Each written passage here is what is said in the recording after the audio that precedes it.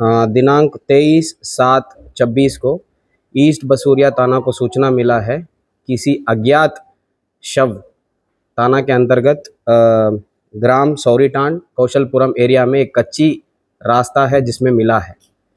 तो इस सूचना का सत्यापन करने के लिए थाना वहां पहुंचा, फिर पता चला सूचना सच है, वहां पर एक अनआइडेंटिफाइड डेड बॉडी था। तो जैसे ही उसका तुरंत आइडेंटिफिकेशन के लिए प्रॉपर इन लोगों के द्वारा प्रोसीजर करते हुए कंसर्न्ड जो इनका परिवार वाला को सूचना दिया गया है, बॉडी आइडेंटिफाई हुआ है, परिवार वालों को भी सूचना दिया गया है और ये पता चला इनका नाम है, जो मृतक है उनका नाम है जयराम मांझी, उनका उम्र है 57। ये बरवड्डा थाना क्षेत्र के रहने वाले हैं और ये बीसीसीएल में तेतुलमारी में नौकरी करने HR का काम करते हैं।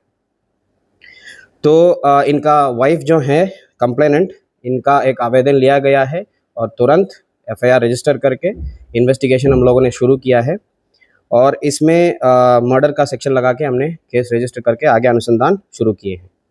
तो इसमें वरीय पुलिस अधीक्षक SSP सर के द्वारा एक SIT टीम गठन किया गया है जिसका नेतृत्व अनुमंडल पुलिस पदाधिकारी बगमारा के द्वारा किया गया है और पूरा उनके अंदर 6-7 एक्सेलेंट ऑफिसर्स इसमें काम किए हैं। इनके द्वारा एक्सेलेंट इन्वेस्टिगेशन करते हुए विदिन 24 आवर्स इस केस का मतलब जो मर्डर किए हैं दोनों अक्यूज्ड को अरेस्ट किए हैं और जो भी अरेस्ट के तुरंत बाद जो भी मर्डर में यूज़ किया गया वेपन और जो मृतक है उनका मोबाइल, ATM, सिम कार्ड, वो सब अक्यूज्ड के पास से ही बरामद किया गया है और जो मर्डर जो वेपन है वो भी अक्यूज का निशानदेही पर प्रॉपर तरीके से रिकवर भी किया गया है।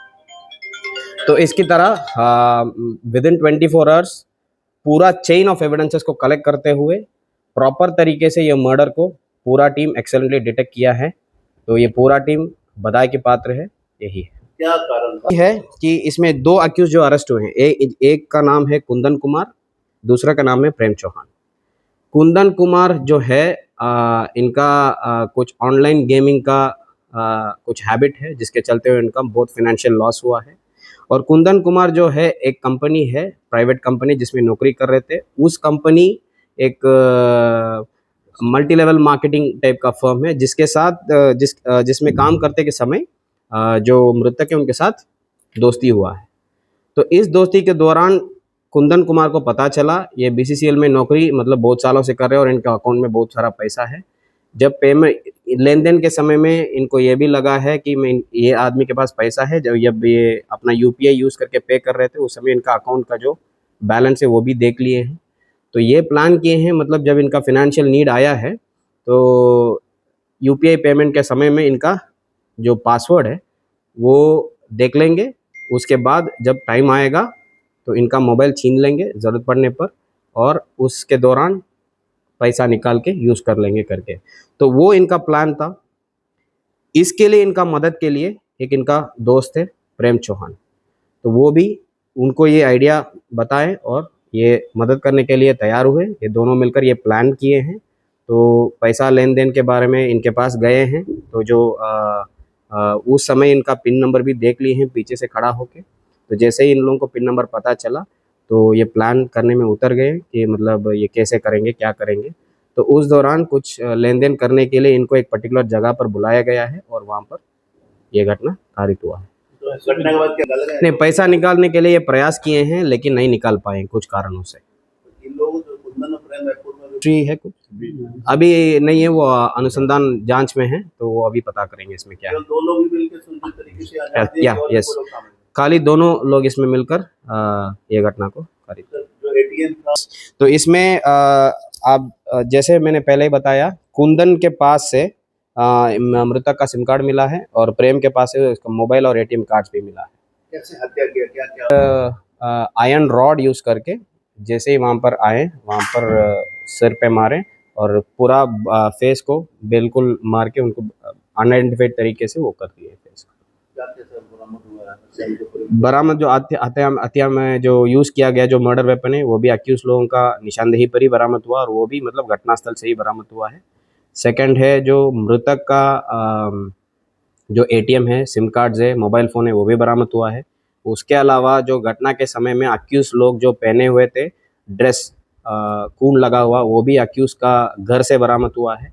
और अक्यूज लोगों का मोबाइल फ़ोन और घटना के समय में इन लोगों के द्वारा यूज़ किया गया मोटरसाइकिल भी बरामद हुआ है। ये 2 लोग ही शामिल थे कि और भी लोग इनके साथ शामिल नहीं, ओनली 2 पीपल, यही 2 लोग हैं शामिल थे और ये 2 लोग दोनों अरेस्ट हुए। मतलब ये जो जब ये फुल्ली ये केस कंप्लीटली डिटेक्टेड है, और कंप्लीट चेन ऑफ एविडेंसेस भी प्रॉपर तरीके से कलेक्टेड है। इसमें बाकी जो बचा हुआ है कि जैसे हमने बताया कि उसका क्रिमिनल हिस्ट्री और बाकी चीज़ जो केस डायरी में आएगा तो आगे हम अनुसंधान करेंगे। जहाँ से हमको इनपुट आ रहा है वहाँ तुरंत रेड हो रहा है। और ऑनलाइन गेमिंग ऐसा चीज़ है कि उन लोगों को जब इनपुट सटीक हो जाता है तभी अलॉन्ग विथ एविडेंस पकड़ सकते हैं। अदरवाइज क्या होता है, जैसे अगर वहाँ हम रेड कर रहे हैं और वहाँ अगर कुछ एविडेंस नहीं मिलता, laptop, SIM card, mobile phone यदि वहाँ नहीं मिलता है तो देन उस वैसे केसेस में इन लोगों को अरेस्ट भी करेंगे, केस स्टैंड नहीं करेगा। तो इसीलिए जब इनपुट सटीक होता है देन ऑनलाइन गेमिंग को रोकने के लिए बहुत मदद मिल जाएगा। तो इसीलिए आपके द्वारा ये भी हम अपील कर रहे हैं कि जिन के पास सटीक इनपुट है कि from this particular time to this particular time यदि किसी जगह पर ऑनलाइन गेमिंग हो रहा है, ऑनलाइन जो अनएक्सेप्टेबल तरीके से हो रहा है, जिसके चलते हुए कहीं ना कहीं कुछ प्रॉब्लम हो रहा है, फिनेंशियल लॉसेस हो रहा है, बहुत लोगों का हार्ड अर्न्ड मनी का लॉसेस हो रहा है, तो उसको रोकना चाहिए। तो जैसे ही इनपुट मिल जाएगा तो पुलिस टीम उसमें त्वरित कार्रवाई करेगी।